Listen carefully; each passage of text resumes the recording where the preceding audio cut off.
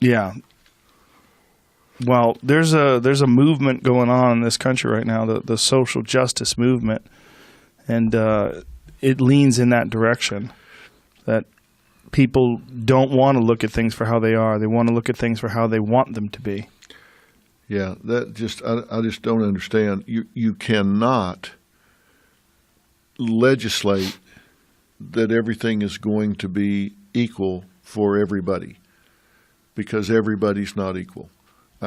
I'm sorry, they're not equal. They may be equal in terms of their value as a human being. Yes. But they're not equal in math skills. They're not equal in how fast they run. They're not equal in creativity. They're not equal. Everybody has their own value, but that doesn't mean their marketable skills in an open society, in an open market, are going to be the same. No, it's ridiculous. I had a joke on one of my specials, 2 specials ago, about there was a story about a woman who was guarding the White House. She was the lone guard at one of the doors of the White House, and some crazy man broke in and knocked her to the ground and just ran through the White House. And he was running around inside the White House for like 3 minutes before they finally, some off-duty Secret Service agent tackled this guy. They saw, like, what the fuck is going on? This guy's running through the White House. Tackled this guy. And the joke was that people think that a woman can do everything a man can do. I go, a woman can do everything a man can do. Is that true? And some woman was in the crowd of the Comedy Store was like, yes. I go, well, that doesn't make any fucking sense. Here's why it doesn't make any sense. Because a man can't do everything a man can do. I go, look, I've met Shaquille O'Neal, and his dick is where my face is. And if the White House is experiencing a Shaq attack, I'm the wrong person to save the world, because he's just going to run right over me. I go, but if my wife and kid were guarding the White House, guess what? I'm getting in. Yeah. Okay? I love my family, but if it's between me and there's no way they're going to be able to stop me. I love them to death, but I'm a man and they're women. And if there's a woman guarding the White House, I don't care who she is. I'll fuck her up. It's not going to happen. This is crazy. But someone had this idea that they would put a woman in charge of a very physical job. You should have a giant man with a violent temper, and he should be armed. Okay, because this is the guy that's keeping bad people from the fucking president. Yeah, I don't understand. It just seems like you got to find your own lane. I mean, you don't want to put me in the NBA. Well, yeah, physical things in particular. Well, and then there's also mental things. Look, I suck at math. Okay, if everyone has a chance to work at CERN. Right? Everyone has a chance to work at the Large Hadron Collider, including people that have no idea about physics. We're going to have a real time making these equations work. Yeah. That's what I mean about finding your own lane. Yeah. Like you, I can't add 2 and 2 and get 5 every time. I'm just not good at math. But I'm good with words. I can talk, I can read fast, I can comprehend well, but I am not good with math. So I got myself into a lane where I talk for a living. I read, I talk. It's qualitative, not quantitative. I can accept that I'm not suited for that. I mean, I don't feel bad about myself because of that. Well, once you do something and you're good at it, you can accept not being good at other things. It's much easier. If you find a thing that you're good at, whether it's gymnastics or singing or painting, whatever the fuck it is, if you could find a thing that you're good at, it'll give you a feeling of self-worth, and you won't need to be good at everything. Yeah. You can accept and you can enjoy other people being good at things as well.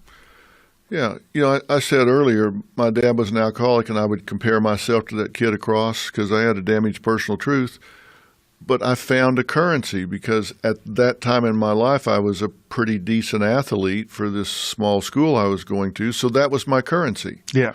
So now it didn't matter what was happening at home because I got strokes for being able to jump high and run fast at school. So that became my currency.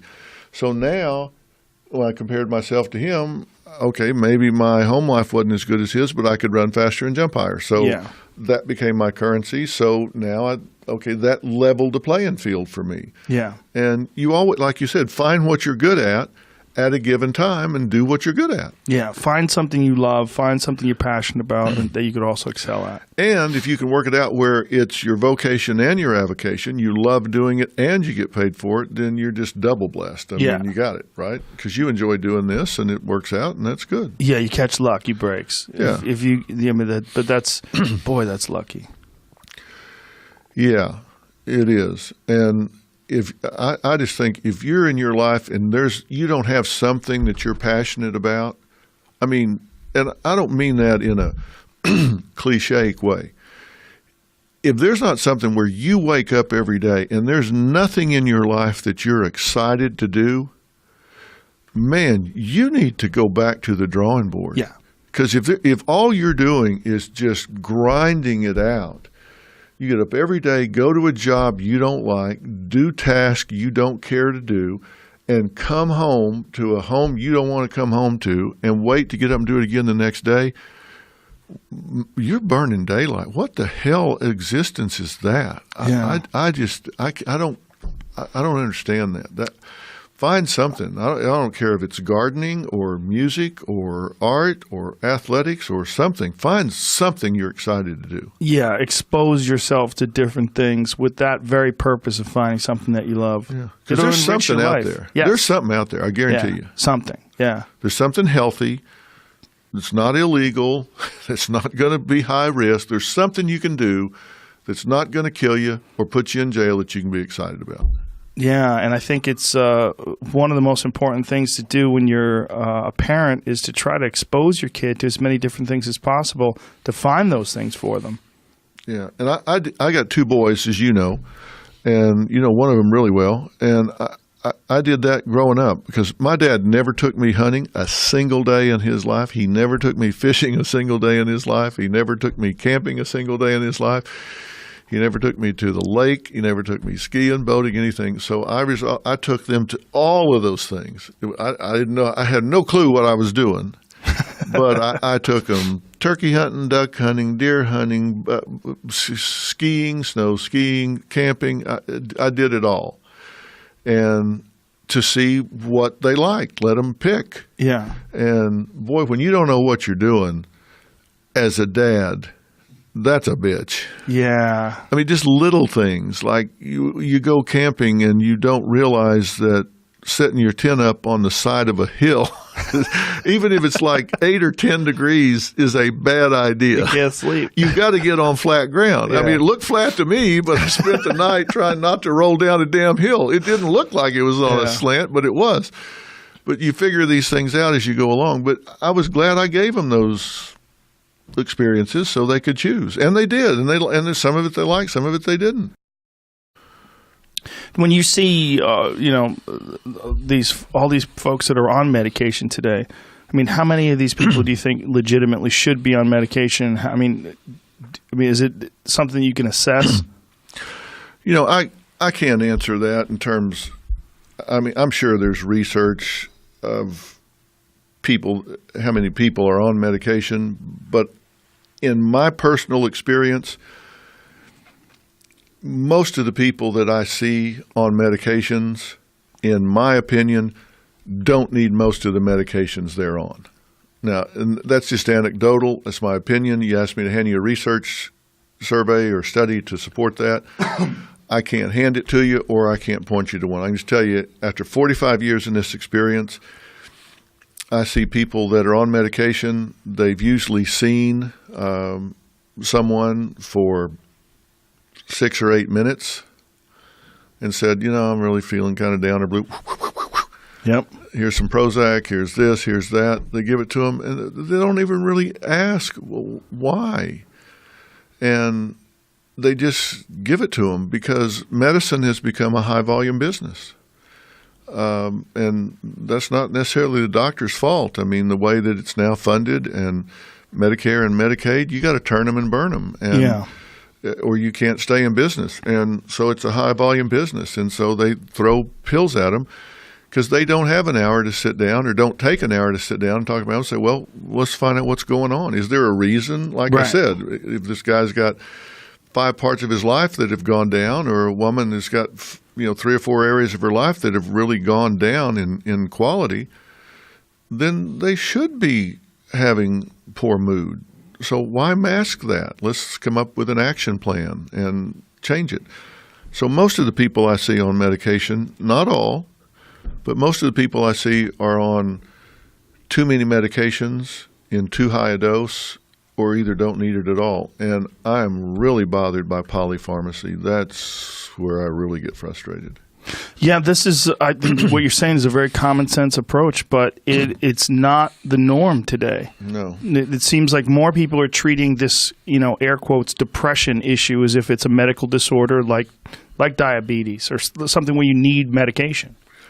Yeah, and look, for a lot of people it works. I mean, you give people a mood elevator and they say, hey, I feel better.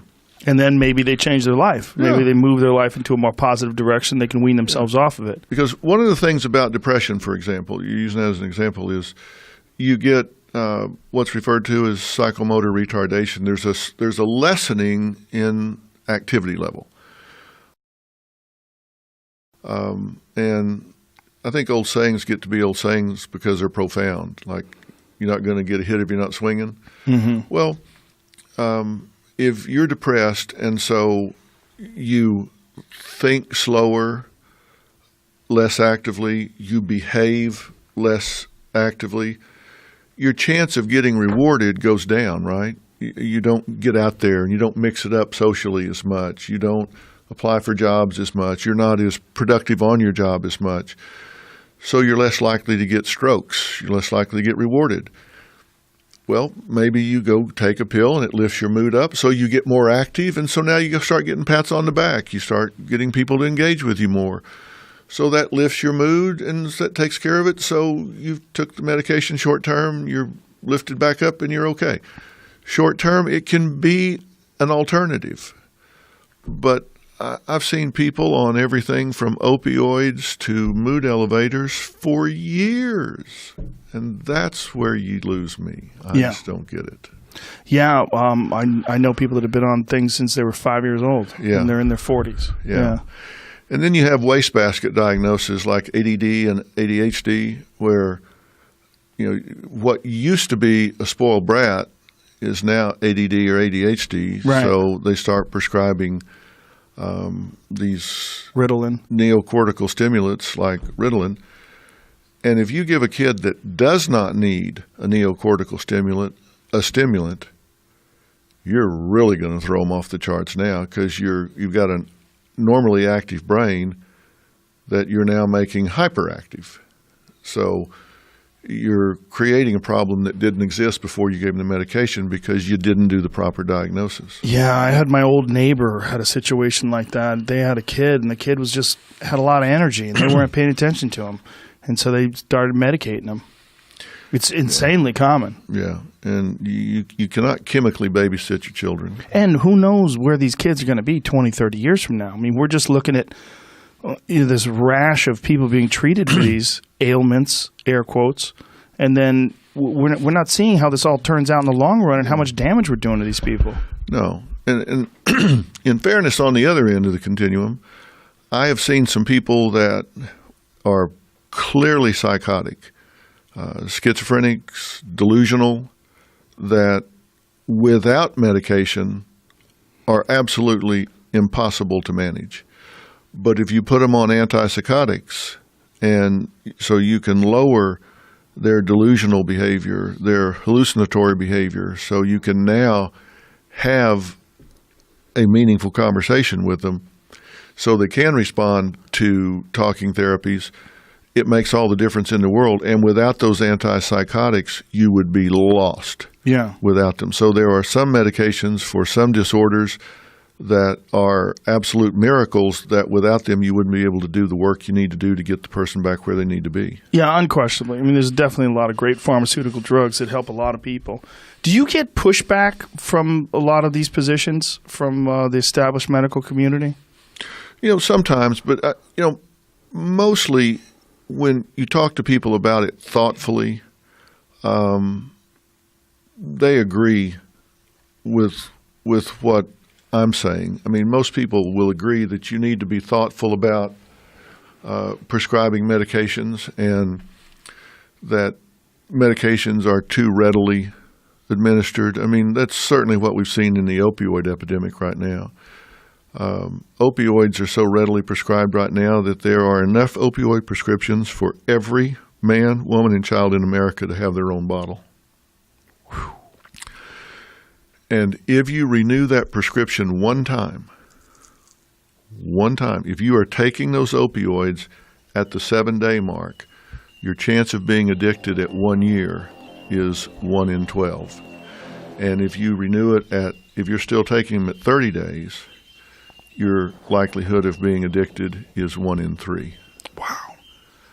And these things are getting written with way too high a pill count, and so the addictions, we're seeing a whole different kind of addiction now coming out of the suburbs, and they take them for a while and they're very expensive, and after they take them for a while, heroin's cheaper. So they dump the opioids and start taking the heroin. So you're seeing soccer mom heroin addicts that you weren't seeing 10 years ago because they get started on prescription opioids and then they can't afford them, or finally the doctor cuts them off, but they're addicted, and so they start taking heroin because it's cheaper. No, this is obviously a very disturbing pattern, but where do you see this going? Like when you look at the future, I mean, it looks bleak in that regard. I mean, I've known several people that have had real problems with pills. Yeah, the problem that I think people have is they think, well, because a doctor gave me this, because it's on a prescription pad, that this is safe. Your body doesn't know whether you got that in a back alley or you got it from a doctor. It still has the same addictive quality, and I think it is at an epidemic level. And I've testified before Congress about this, and I think there are several levels of accountability at the manufacturing level and at the prescription level and at the educational level so people understand. I think everybody has to take part of it, and I'm doing everything I can to raise the awareness about it as well. When you testified before Congress, what was the reaction? They're very much aware that this has become a serious, serious problem because the cost, as you see, the lost labor in the workforce is in the billions of dollars. You see the demands on the healthcare system that this is creating.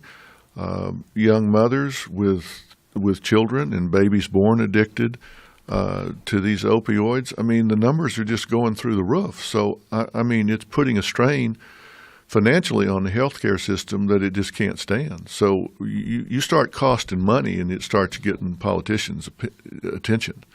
So they start saying, okay, now we got to start doing something. So they get it. They get that there's a problem. What could they do, though? It seems like once that genie's out of the bottle. Well, clearly, you've got to start educating people, and the manufacturers have to be required to start labeling this much more clearly. Physicians have to be much more conservative in prescribing. I just had this shoulder surgery, and I took like one opioid, one pill they gave me in the hospital, and after that, you can manage it with like Tylenol or something, because the surgeons now are so good with the arthroscopic surgeries and stuff. It's so much less of an insult to the body that with ice and Tylenol and stuff, you can manage it if you just kind of focus on it a little bit. And and I'm not saying if you've had surgery and you're having organic pain, for God's sakes, get ahead of the pain and stay ahead. But as soon as you can get off of it, get off of it. Yeah, and understand what's happening. Yeah, there's no sense in being like macho. You don't need a leather strap between your teeth and go have some surgery. I mean, shit, if it hurts, take the pill, get past it, but realize the minute you can get away from that, you need to get away from it. But, they don't need to give you a 30-day supply. Right. They need to give you 3 or 4 days, and then you got to go see your doctor again, and if it's still a problem, discuss it. I mean, that's what that's what I think needs to happen, is just be a lot more conservative about what you're giving. The problem is these pharmaceutical companies make so much money. Yes, they don't want to back off that. They got private jets and yachts to pay for. Yeah, and they're starting to shut down some of these. They had some of these pain clinics in Florida, where you could go in without an X-ray, without an MRI, and just say you had back pain, and there was a doctor there that would give you a 90-count prescription on the spot, no questions asked. 90. And you're out the door, and you go down the street to the next one. Yeah, because there was no database. No database. And that doctor might be a foreign doctor that flew in from offshore, wrote all the prescriptions during the day, flew off again at night. And now they're shutting that stuff down. So the hammer's coming down. Well, one can only hope. Here we go. 5, 4, 3, 2, 1. First of all, how many people get your name wrong when they try to pronounce it? Well, so many people I don't even care anymore. I just however it comes out, because it's a funny name where I come from. Right. From England. Growing up, it's a funny name. But in Mexico, it's even stranger name. So I just normally make it Ian. And my second name, Grillo, which in Spanish is Grillo. Right. So everyone... They mess that up, too, if they see it spelled. Yeah. Pull this microphone about a fist from your face right there. Yeah. There we go. Yohan. I don't think I've ever heard that name before. There's an actor called Johan Grufford. What's he in? He's in Fantastic Four. Oh, really? He's the stretchy guy. Oh, no shit. In Fantastic Four. So, yeah, he's made that name a little bit more. A little bit more acceptable? How did you wind up living in Mexico City? So I came to Mexico, or went to Mexico in the year 2000. And I kind of messed around for a few years in the UK. Wanted to get into journalism. So I found one way to get into it was to start working in a foreign country. Rather than going to my local newspaper and work, and go to a foreign country and start working. And I had a romantic idea about Latin America, thinking I'd be like, I saw the movie Salvador, Oliver Stone's movie from the 80s. I kind of had a romantic idea about running around with guerrillas, fighting military dictatorships. So I arrived in Mexico in 2000 and got a job at an English language newspaper. How old were you? 27 when I first left the UK, yeah. 28 when I messed around for a bit in Mexico as well, and then got the job when I was 28. Mexico City's a wild place. Yeah. It's so packed. It's hard to... I've only been there twice for UFC events. Yeah. But every time I'm there, I'm just shaking my head like, I can't believe how this traffic works. It's crazy. Yeah, 18 years, and I've spent a lot of time in that traffic. Nobody cares about red lights, green lights. They don't care. It's stressful. Everyone wants to cut you up all the time. Yeah. People shout at you a lot. You have to get used to people calling you like pendejo, cerdo. I tried different tactics. Now I just try and relax and not get angry. Did you know how to speak Spanish before you went there? Yeah. So I spent 1 year in Spain, living in Spain before I went there. I spent a year in the Middle East as well. But yeah, I started off when I arrived, I spoke more to Spanish, which is like, oye, tío, coño, tío. And then I changed more to like the Mexican Spanish, which is like, oye, güey, ¿qué pasó, güey? Right. Yeah. So when did you start getting into narco journalism? So, like, I arrived, say, with a romantic idea about what I might cover in Mexico or Latin America. And right away I realized all that idea of guerrillas and military dictatorships that had gone. That was the last century. Che Guevara, all that stuff had gone. But right away when I arrived, when I very first arrived, back in the UK, I grew up around a lot of drugs in the UK. So going back to the 80s, I grew up with a lot of people taking drugs. I had a few friends who died from heroin overdoses back then. 4 people I knew died of heroin overdoses. I had a sister who became schizophrenic, smoking a lot of. Well, no, became schizophrenic, and there'd be a lot of drugs being smoked around that time as well. Was it pot? Yeah, back then it was Moroccan hashish. There is a connection. And we've been exploring that a lot lately. We went into this marijuana debate between Alex Berenstein and Dr. Mike Hart from Canada, and we talked about it. And I know people that have had that happen to them, where they've had schizophrenic or psychotic breaks because of just massive doses of marijuana, and especially people that don't do it, or people that do it too much for too long. It does happen. I heard that debate. That's one of the reasons why it came to mind. I mean, I don't know A lot of people smoke weed, smoke hash. A lot of people, it's fine. Now, when my sister had a breakdown when she was 18 and I was 16 at the time, and when that came out, it turned out also my grandmother had an issue with schizophrenia. Right. And I don't know if it was a time bomb waiting to go off, or if it was how much the hash was involved in that. There's other issues as well. So I don't really know the science of it, but anyway, going back, so I've been around a lot of drugs before.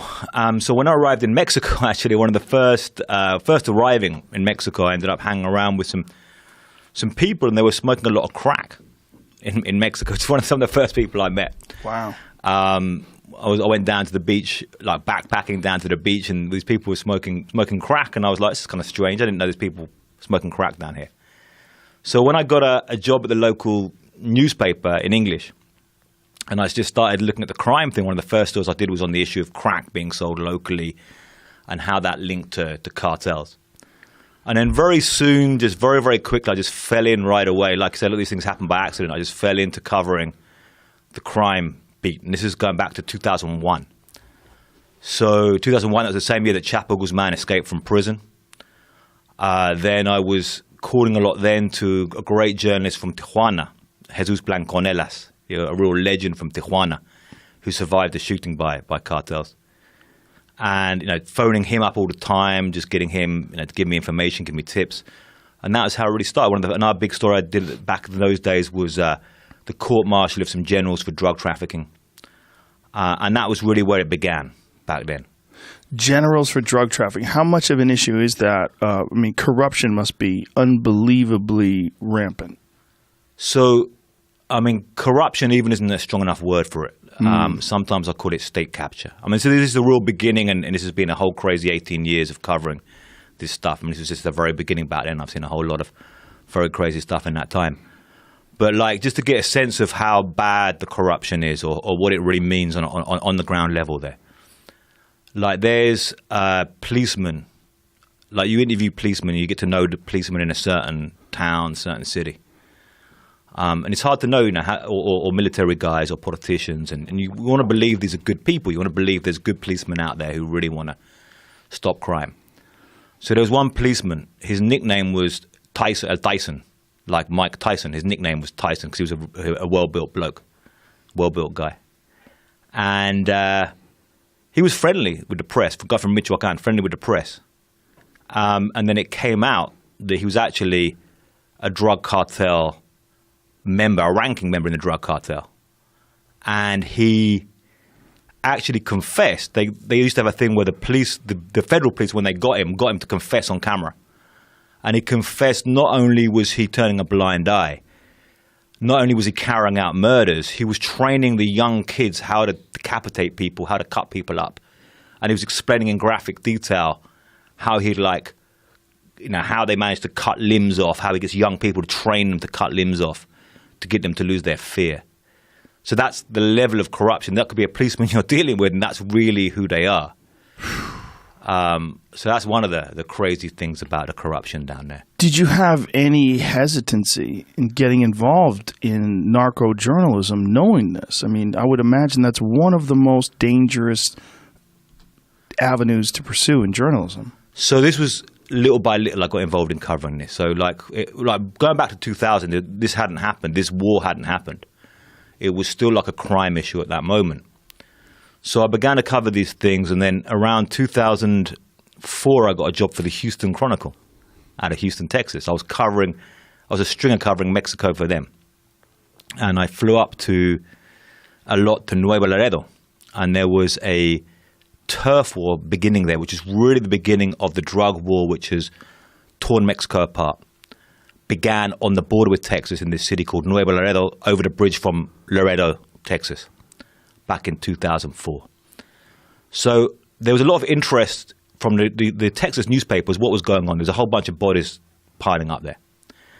But again, this going back to these days, and this is kind of innocent looking at myself then, and innocent looking at what Mexico was like then. They would simply say, go to the place. I'd drive up to Monterrey, rent a car, and just drive the car to Nuevo Laredo. just by myself. And now people just don't do that. There's just too much crazy stuff going on. But back then it was still like, oh, you can just do that. So there was When you say crazy stuff, like what kind of crazy stuff? I mean, now you can get stopped by an armed group driving on those roads. You could just drive along, and there could be a group of guys with guns could stop the car, get someone out, take you away. I mean, there's a whole. People are a lot more careful about where you now when you move around the roads, you got to be very careful how you move and how you plan this stuff. You don't just wander by yourself, drive around these places.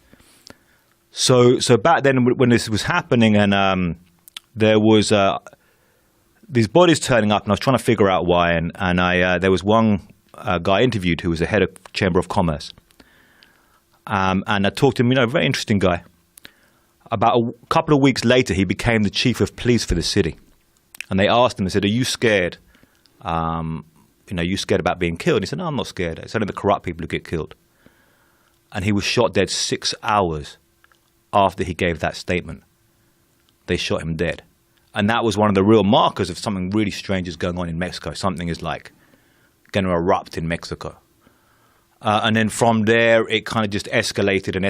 And I started working for other media, Time Magazine, New York Times, different people. And after a while, I said, I can't do this. I can't just write news stories about this. I've got to write books about this because this stuff is big and it's complicated.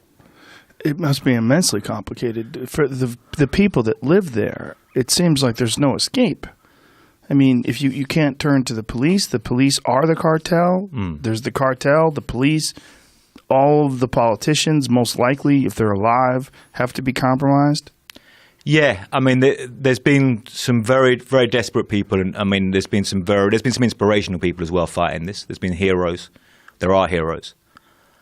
Just to get more of a sense of what that means on the ground as well, and some of the things you see.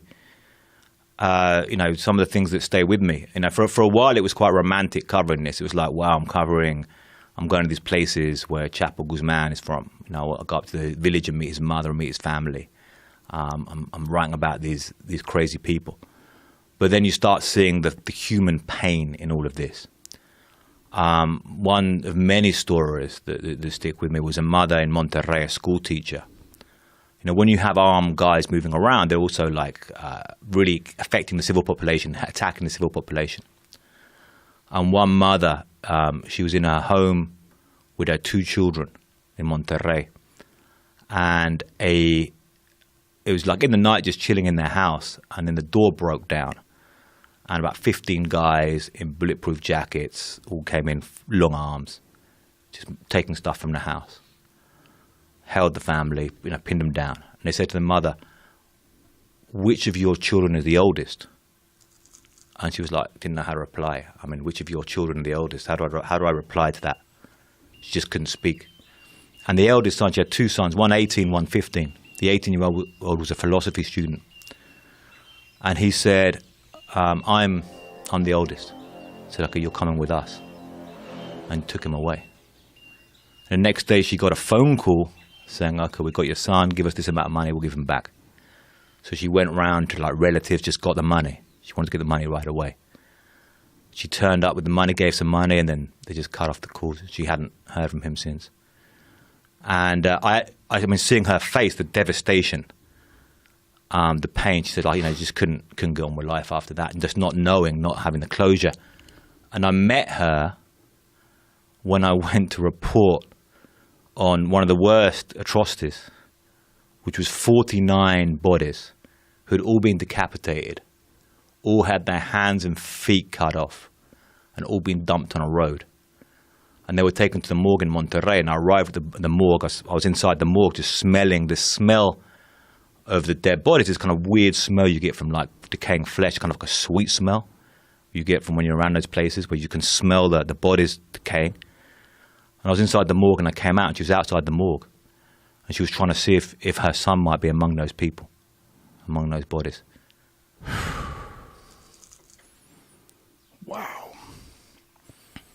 It's so insane that this is right next door to America, and there's so little effort put on doing something about it, including doing something to mitigate the influence of illegal drugs by making drugs legal. I mean, that would be one gigantic step. You're not going to stop people from doing drugs. I mean, this is an illogical, ridiculous approach. I don't think people should do most of those drugs. But when you make drugs illegal, only criminals are going to sell those drugs. And this is exactly what you have right next door to America. I mean, it's just unbelievably insane that there's this amount of crime a drive away from San Antonio. Yeah, and talking about that issue of the money and the economics of this. Yeah. So, I mean, you look at cocaine. There was 4 main drugs. Now you've got fentanyl coming in as well, and the cartels are making fentanyl. They're making it. Making it, yeah. They're making it, bringing in precursors, making it. There was one lab. I was in Nogales about a year and a half ago. They busted a lab in Nogales, right on the border. They had the lab there making the fentanyl and bringing it up here. But as well as that, you've got the other 4 main drugs historically: marijuana, heroin, cocaine, and crystal meth. And this goes back 100 years. So Sinaloa, which is the cradle of Mexican drug trafficking. Sinaloa is a bit like Sicily is to the mafia, like Sinaloa is to the Mexican drug cartels, where it began. And it began so you go back to 1914, you had in the US the Harrison's Narcotics Tax Act, when they restricted opium and cocaine in the United States. And from 1915, they began a cross-border trade from Mexico to the United States. So that's when it started. All the way back then, so over 100 years ago. Some of the very first people doing it were actually Chinese Mexicans. They were Chinese immigrants who arrived in Mexico. They began doing this. They bought opium from China, planted it in Mexico. And some of the first people receiving it were Chinese Americans. Some of these very early cases, there's a case from 1916 investigated. There's documents about this case where there was Chinese Mexicans trafficking to Chinese Americans here in California. And at that time, there was a governor of Baja California involved right back then. What is the solution? Is there any solutions to this? Well, I mean, I think a lot of people covering this, you get very weary. You want to see solutions. Yeah. You want to find solutions, and you want to come with that optimism of finding solutions, and you want to justify why you're doing this, what you're doing this for. Not just to tell the stories, but to look for solutions to this. And it gets weary, but there's 3 areas, I believe, that are solutions. First, I do agree with you on the idea of drug policy reform. Again, it's a tough uphill battle. I mean, going back to 2012, I wrote editorials about, one of the reasons you should legalize marijuana is because of the marijuana come from Mexico, which goes to cartels, which pays for killers, which pays for corruption. But at the same time, marijuana, a lot of it is legalized in the United States, and the violence actually just got worse in Mexico. So you've also got the issue of heroin, cocaine, crystal meth, fentanyl, and you've got the cartels who've got into a bunch of other rackets now. They steal crude oil, which is a big deal. They steal billions of dollars worth of crude oil, criminals down there, from pipelines. Just tap into a pipeline or something? Yeah, you go to a pipeline. You normally put in 2 taps. You drill 2 holes in the pipeline. You drill a hole to take the oil out, and you drill a hole to put water in to try and keep it equal, the pressure the same. Dev, you saw this a crazy video recently of in a small town in Mexico where there was a tap open, a really bad tap. The oil was just spraying out, and a bunch of people were lining up just to pick up the oil from the pipeline, and it exploded, and it was just like crazy death toll. Yeah, I did see that from that. But anyway, I do believe in drug policy reform. We have to talk about this. It has to be on the table. I mean, Americans, no one knows really what Americans spend on drugs. But there's this survey which you can find online if you just tap in what do Americans spend on illegal drugs. And there's an estimate of $100 billion a year. So, that amount of money, I mean, that's an estimate. I mean, it could be right. It's hard to know. It's a very round number. But like $100 billion a year. Now, if you think about that pumping into these cartels year after year, I mean, decades, how much of that, if it's 30 billion of that going down to Mexico, then over 10 years, 300 billion, over 30 years, close to $1 trillion, that really creates this monster. But anyway, second area, so I believe in drug policy reform. I mean, I don't know how, rehab for everyone who needs it, because heroin addicts buy a lot of heroin. So every one you save from that, You can, you can stop a lot of heroin, and a lot of that money, money goes to these people who are doing this stuff. But a second area, I believe, is social work in the neighborhoods. I've done a lot of interviews particularly with the assassins, with the killers in cartels in Mexico and also around Latin America. I've been traveling around Jamaica, Brazil, Central America, Colombia, talking to a lot of the killers especially. And when I sit down with them, I try and get their life story. Like, how did they first get into this? Because you're not born doing this stuff.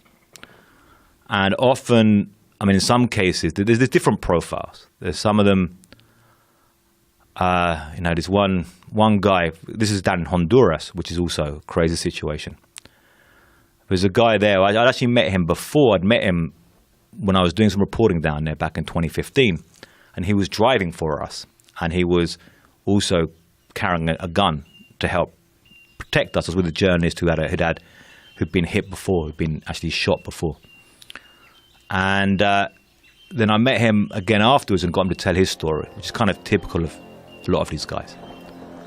And he described how he'd been abandoned as a kid by his parents and had this real hate that he had with the world, just fuck the world.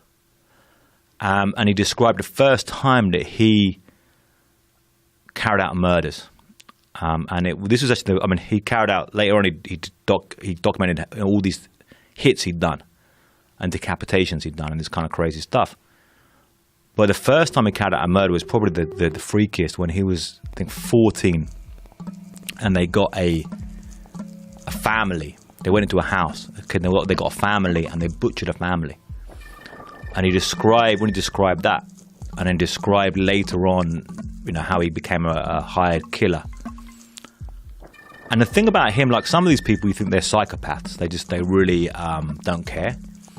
But some of them really do have these conflicts inside their heart. I think he was someone, or listen back to that interview, and it's hard to balance that, someone who does evil, but also has been a victim as well, a victim and a victimizer. And you feel that pain. Since then, he's himself been murdered. So how you get social work to reach people from a very young age, because often they're recruited into organized crime when they're 12, 13 years old. So he butchered this family when he was 14. Was he stealing money from them? Was he? So the story with that was, he said that he was hanging around with these basically street kids. And one of the other kids said, I know where there's some money in a house. We can get some money in a house. So they went in there and killed this family. And it turned out there was no money there. And the reason the other kid had said go there was because he'd actually been living with his family. And he said they'd been abusive to him. So he wanted to have revenge on his family. But what was so really sick about this, when he was describing it, was they had this family, and they would, to stop them defending themselves, they would take them one by one, pin them in a room and take them one by one, take them out, butcher them, how the other ones didn't really know what was going on. And the action itself, but how teenage kids can think about that stuff. And then later on, when he was talking about the decapitations, he was talking about they get contracts with decapitation inside the they say, look, we want this killing, we want you to decapitate the guy. We want this we want to see video of the guy being decapitated. We want that. We want the guy to suffer. And when he hacks the heads off, there'll sometimes still be a moment when the life goes out of them, and when the body is still twitching. He says they can still see there's a bit nerves, almost like a chicken, like a headless chicken. There's a part when they're still twitching a bit, even after they, they've lost the kind of severed connections there. Oof. Now, when you're interviewing these people, how nervous are you? This seems like if you're putting all this stuff down, you could implicate them in some crimes, and it seems like it would be very convenient for them to try to get rid of you. So there's a whole bunch of different situations around interviews. So sometimes I've interviewed people in prisons, a lot of time in prisons. This took me years to get to a lot of these people. First of all, it wasn't When I first started doing this, I was like, how do I reach them? And started going around to drug rehab places and talking to people in drug rehab. Going into prisons in Ciudad Juarez, I did a lot of interviews in one prison. I got to know a lot of prisoners in the prison in Ciudad Juarez in a Christian evangelical wing there, and they were going through this weird Christian, Christian discovery of God there. And then on the street, often like through contact. All the time through contacts on the street. In Honduras, a lot of great contacts with a friend who's a journalist who grew up in these neighborhoods with all these guys. He just knows loads of these guys from growing up. Now, there's different things. There have been bad situations. I think anybody covering this has had some bad situations sometime. People get angry, people threaten them and so forth. But a lot of the time,